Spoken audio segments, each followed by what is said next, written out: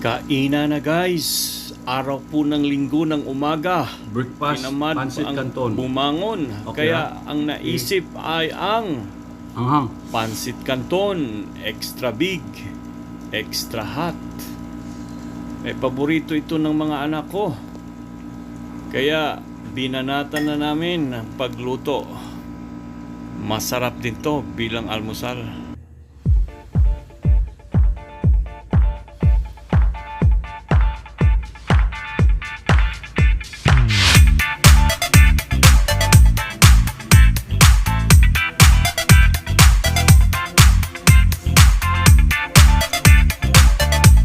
Mukbang.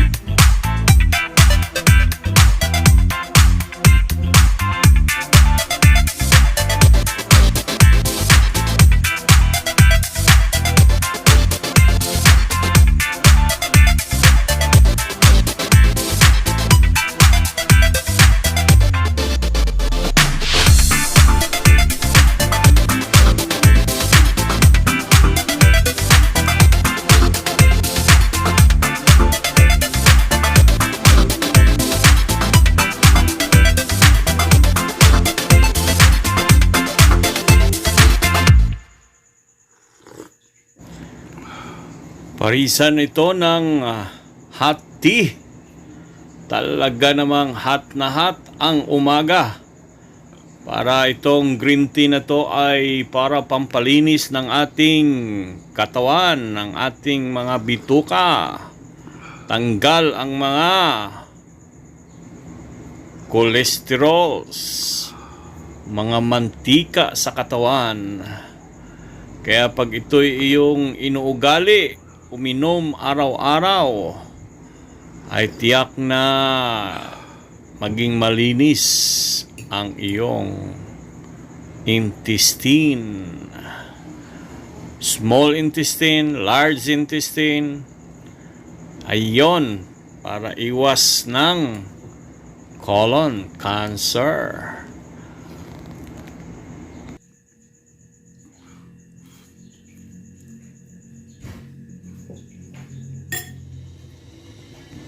Eto na guys, ang una nating gawin ay magpakulo ng tubig. Katamtaman lamang para sa 3 pakiting pancit canton. Extra big, extra hot. Ito yung paborito ng bayan, maging sa aming eskwelahan. Talaga namang pinipilahan po ng mga estudyante. Ayan, kumukulo na po ang tubig.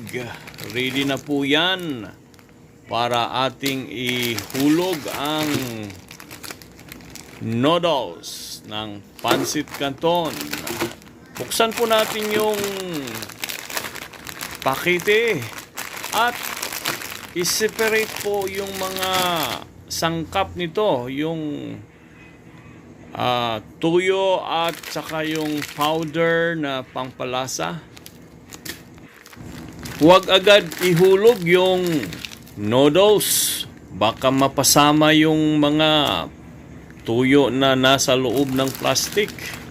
Nako, minsan nga nakalimutan natin yung ganon. Kaya isa-isahin nating ihulog ito sa kumukulong tubig. At tandaan lamang, meron pong minuto yan. Maghintay ng 3 minutes to 5 minutes.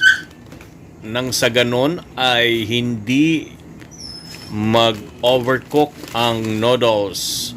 Kapag nasubrahan ito ng kulo, sabihin nating 10 minutes, ay siguradong lalambot at lalaki ang mga noodles. Kaya't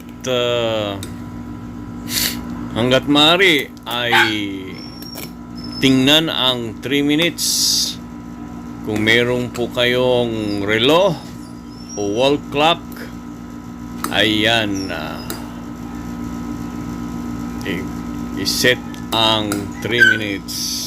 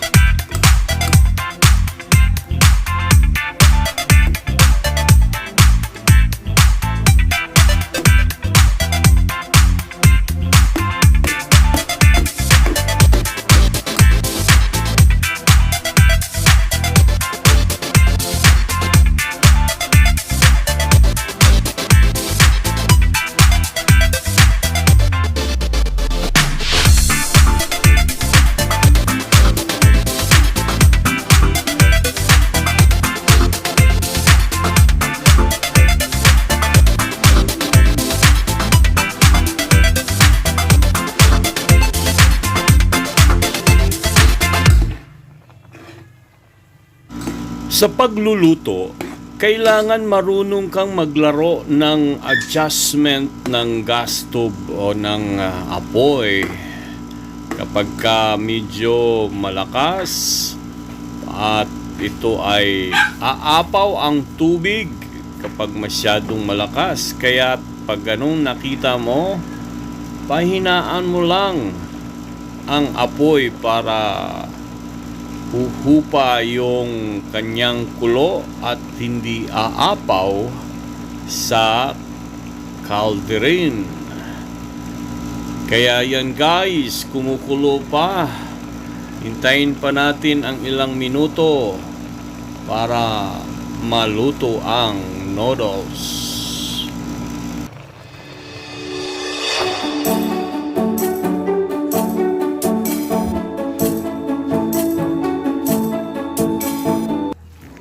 Ayan, maganda na ng mangkok para sa noodles. Itapon yung tubig para maganda ang dating. Yun ang kanton no? Walang tubig. Di tulad noong may sabaw na noodles. Iba itong kanton Then, yan, buksan mo na yung mga sangkap na powder para sa pangpalasa. Yan, 3 po yan. At maging yung toyo at ang yan, para siyang edible, no? Tuyo tsaka edible. Kasama na yung mga paanghang dyan.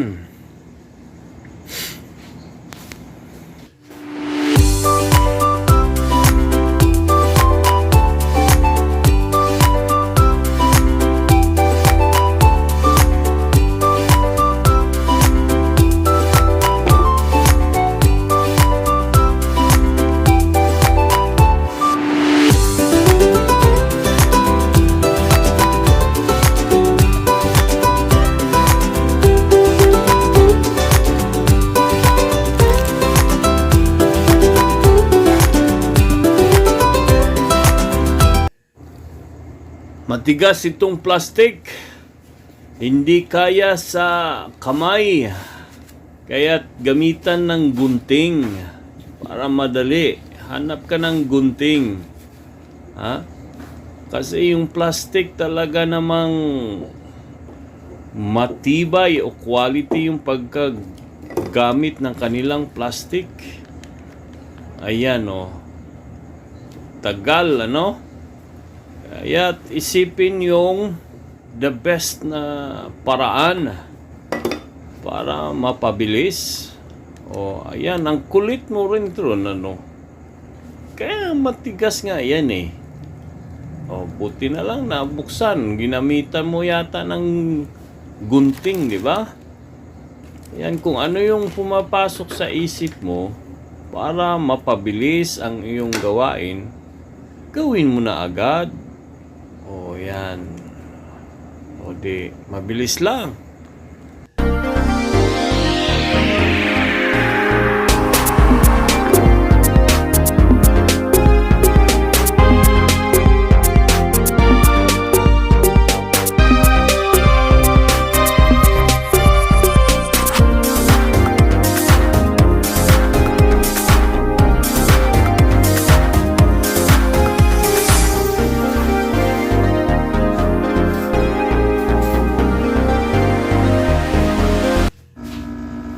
Alright, haluin agad-agad. Pagkatapos na maibuhos ang lahat ng mga sangkap na nasa pakete, haluin lahat na pantay-pantay na magkakulay ang mga noodles. Ayan, takam na ako dito. Talaga namang tumutulo na ang laway. Sa pakiramdam ko, maparami ang kain ko dito. Ayan, ang dami. 3 pakiti ba naman?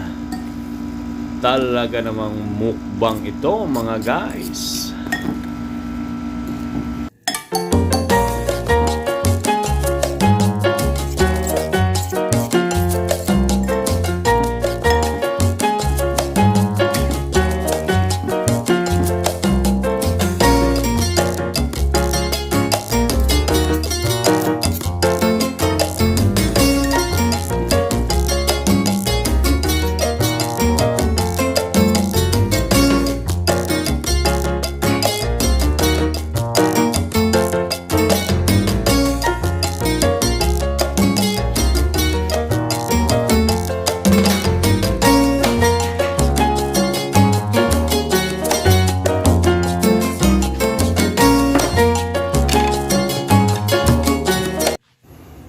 Teka lang guys, ang dami naman pala nitong tatlong plastic na kanton.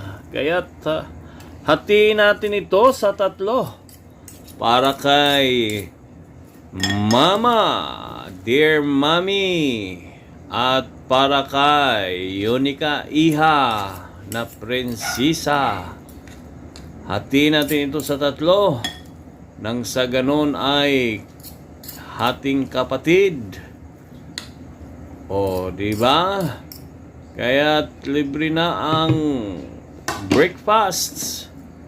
O, kasi tinamad sa pagluto ng rice at ng ulam. Kaya mag-noodles muna.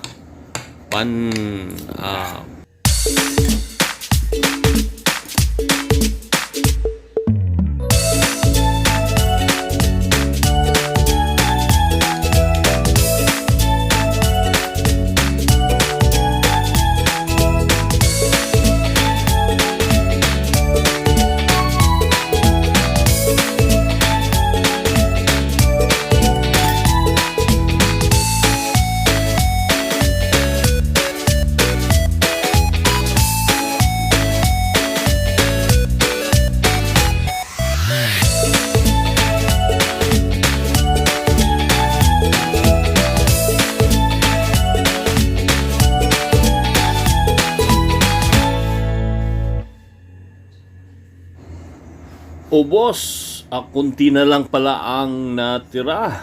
Ayan, si Yunika Iha, ang paborito niyang noodles. Uy, pinakita pa talaga namang simot. Oh, mukhang kulang pa yata, sir. Talaga namang ganadong-ganado si sir. Aba, wala nang natira, ubos. Tuwang-tuwa, mas masasaya nito si nanay.